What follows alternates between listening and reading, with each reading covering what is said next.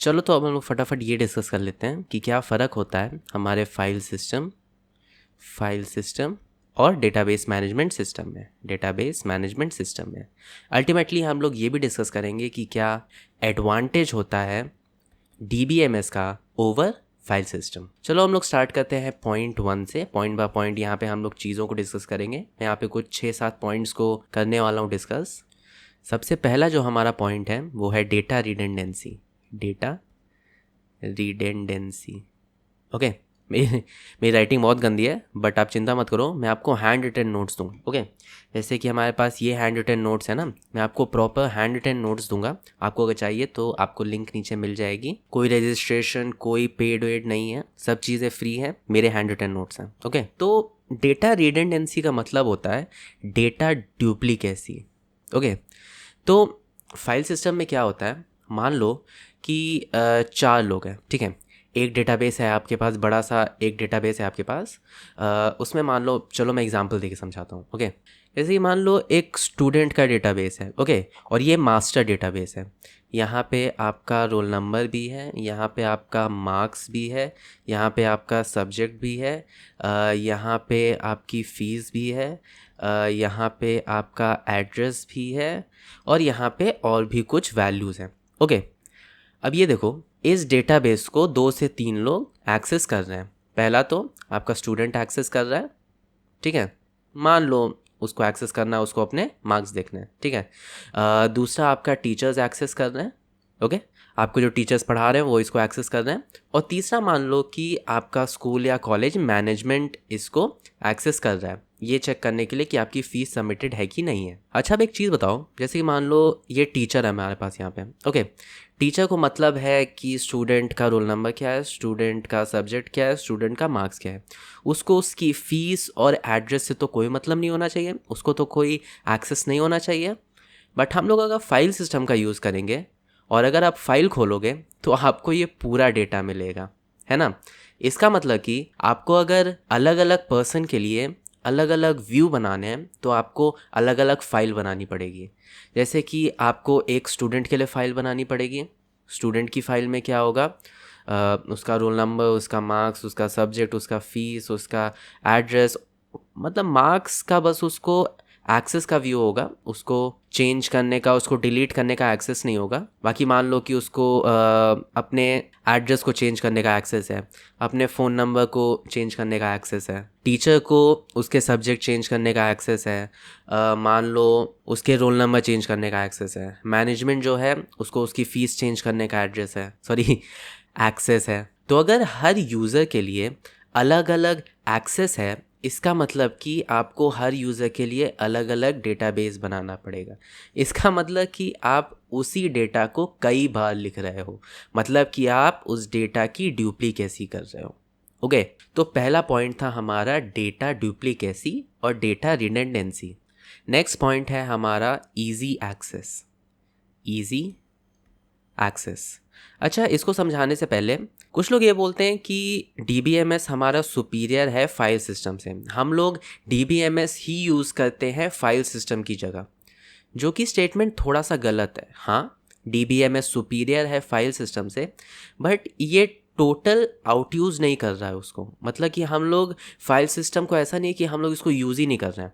आपकी जो फाइल है, ओके, जो फिज़िकल फॉर्मेट है फाइल का, जो DB फाइल है, वो कहीं ना कहीं तो आपके सिस्टम में ही सेव हो रही होगी ना, वो आपके हार्ड ड्राइव में सेव हो रही होगी, वो आपके SSD में सेव हो रही होगी, कहीं ना कहीं तो सेव हो रही होगी ना, वहाँ पे तो आपका फाइल सिस्टम ही यूज़ होगा। तो ऐसा नहीं है कि हम लोग फाइल सिस्टम को बिल्कुल यूज़ ही नहीं कर रहे हैं। ये है कि हम लोग का जो बड़ा डेटा होता है, ओके, अभी भी हम लोग छोटे डेटाबेस के लिए हम लोग फाइल सिस्टम का यूज़ कर सकते हैं। ओके, उसमें मैं आपको लास्ट में बताऊंगा कि कैसे हम लोग छोटे डेटाबेस में ये सारी चीज़ों को बहुत इजीली ओवरकम कर सकते हैं। ये चीज़ हम लोग को बड़े डेटाबेस के लिए चाहिए होगी, वो चीज़ हम लोग बाद में डिस्कस करेंगे। अभी का पॉइंट ये है कि हम लोग ऐसा नहीं कि टोटली फाइल सिस्टम को नहीं यूज़ कर रहे हैं। डेटाबेस मैनेजमेंट सिस्टम सुपीरियर है, बट कहीं ना कहीं हम लोग फाइल सिस्टम को भी यूज़ कर रहे हैं फाइल्स को स्टोर करने के लिए। ओके, ये जस्ट एक छोटा सा पॉइंट था। मान लो अगर आपसे इंटरव्यू वगैरह में पूछ लिया तो आप इसका आंसर दे सकते हो system. Okay, anyway, let's get to a point जो था इजी एक्सेस। ओके, मान लो आपका बहुत बड़ा डेटाबेस है, ठीक है, आपके पास हज़ारों रोज़ हैं, हज़ारों कॉलम्स हैं। अब ये बताओ, जैसे ठीक है, आपका अगर 10 बाय 10 का अगर मतलब 10 रो और 10 कॉलम का अगर आपका डेटाबेस है, आप उसको खोल के आप इजीली अपने डेटा को एक्सेस कर सकते हो। बट यही मान लो अगर आपका 1000 बाय 1000 का है, क्या आप उसको ईज़िली एक्सेस कर सकते हो? मान लो आपको कोई सेक्शन ऑफ डेटा चाहिए, आपको अपना रोल नंबर और अपना मार्क्स आपको एक्सेस करना है, तो क्या आप उसको मैनुअली ईज़िली एक्सेस कर सकते हो? नहीं कर सकते हो। या फिर तो आप उसको मैनुअली सर्च करोगे, नहीं तो आप कोई प्रोग्रामिंग लैंग्वेज का यूज़ करके आप उसमें कोड लिखोगे। तो ये बहुत बड़ा हैसल है यार, क्यों करोगे फालतू का। जो डेटाबेस मैनेजमेंट सिस्टम है उसकी हम लोग सिंपल सी क्वेरी का यूज़ करके, मुश्किल से 1-2 लाइन की होगी, वो यूज़ करके हम लोग ईजिली सेक्शन ऑफ डेटा को एक्सेस कर सकते हैं। मतलब बहुत बड़े डेटाबेस में से छोटे से सेक्शन को हम लोग एक्सेस कर सकते हैं।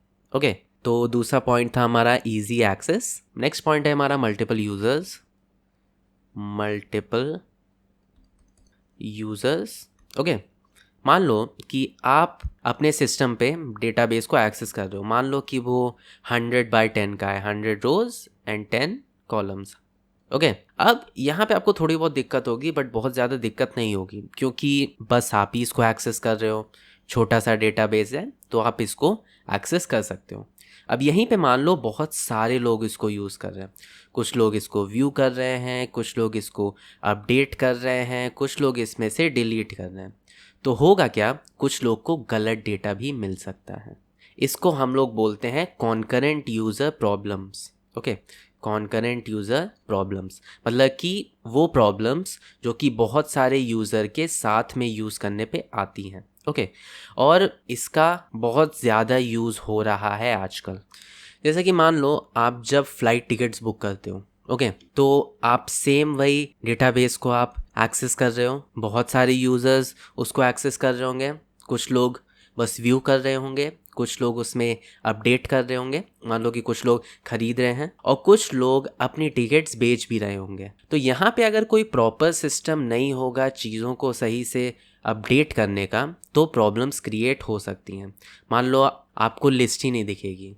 और सबसे बड़ी प्रॉब्लम होगा क्या, मैंने जो यहाँ पे इजी एक्सेस वाला आपको बताया था, आपको पूरी लिस्ट देखनी पड़ेगी। मतलब कि जितनी भी फ़्लाइट्स हैं, आपको अपनी फ़्लाइट को ढूंढने के लिए आपको पूरी लिस्ट देखनी पड़ेगी। तो खैर वो तो हम लोग ने सेकंड पॉइंट में किया ही था डिस्कस।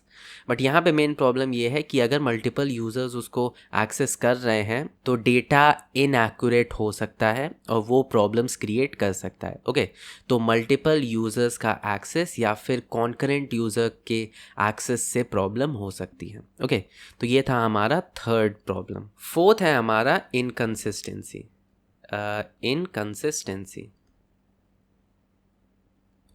अब हो क्या रहा था, मैंने जब यहाँ पे आपको बताया था डेटा रिडंडेंसी, तो मैंने आपको ये बताया था कि हम लोग मल्टीपल डेटाबेसेस क्रिएट करेंगे मल्टीपल व्यूज़ के लिए या फिर मल्टीपल यूज़र्स के लिए। अब मान लो यहाँ पे इसने कुछ चेंजेस किए, ठीक है, यहाँ पे चेंजेस नहीं हुए, यहाँ पे चेंजेस नहीं हुए। अब मान लो कोई और बंदा यहाँ का देखा, यहाँ का देखा, यहाँ का देखा, यार उसको तो डेटा चेंज्ड मिल रहा है, मतलब कि डेटा की कंसिस्टेंसी तो रही नहीं, डेटा की इंटीग्रिटी तो रही नहीं। तो ये भी बहुत बड़ा प्रॉब्लम है और डेटाबेस मैनेजमेंट सिस्टम में इसके सल्यूशन हैं। ये चीज़ मैं आपको बताऊंगा कि इसका सल्यूशन क्या है, कैसे है। ओके, तो ये था हमारा चौथा पॉइंट, डेटा इनकंसिस्टेंसी या फिर डेटा इंटीग्रिटी। ओके, फिर जो हमारा फिफ्थ पॉइंट है वो है सिक्योरिटी।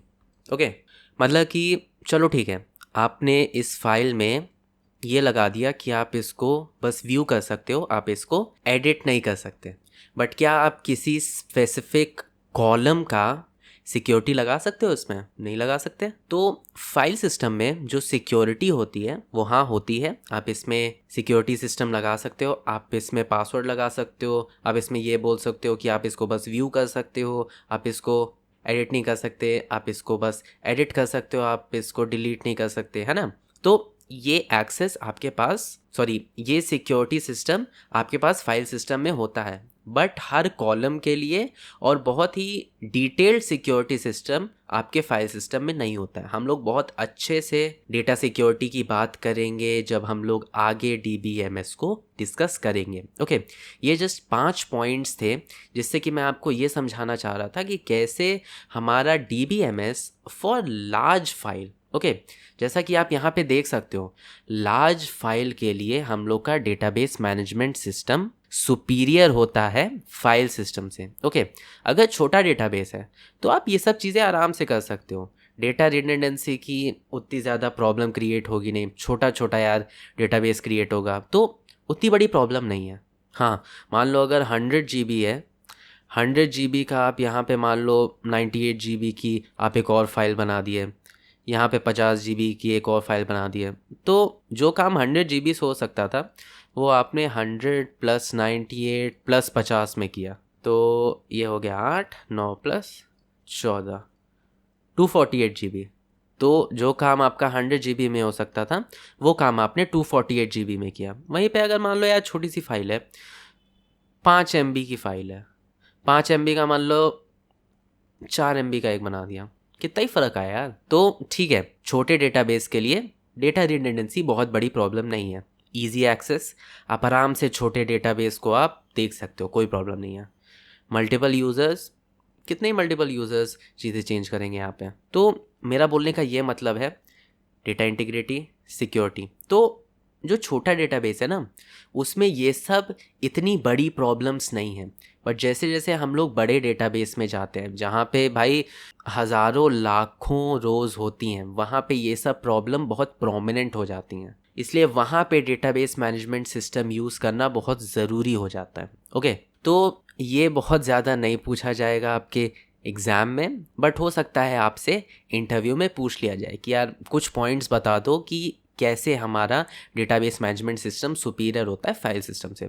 तो 2-3 पॉइंट याद कर लो, data redundancy, data integrity, security, concurrent users, ठीक है, 3-4 पॉइंट्स ऐसे याद कर लो, आपका काम निकल जाएगा। मुझे लगा ये चीज़ थोड़ा सा इम्पॉर्टेंट है बताना कि हम लोग क्यों यूज़ कर रहे हैं database management system over file system, जब फाइल सिस्टम ऑलरेडी एक्सेस करता है हमारे सारी फाइल्स को।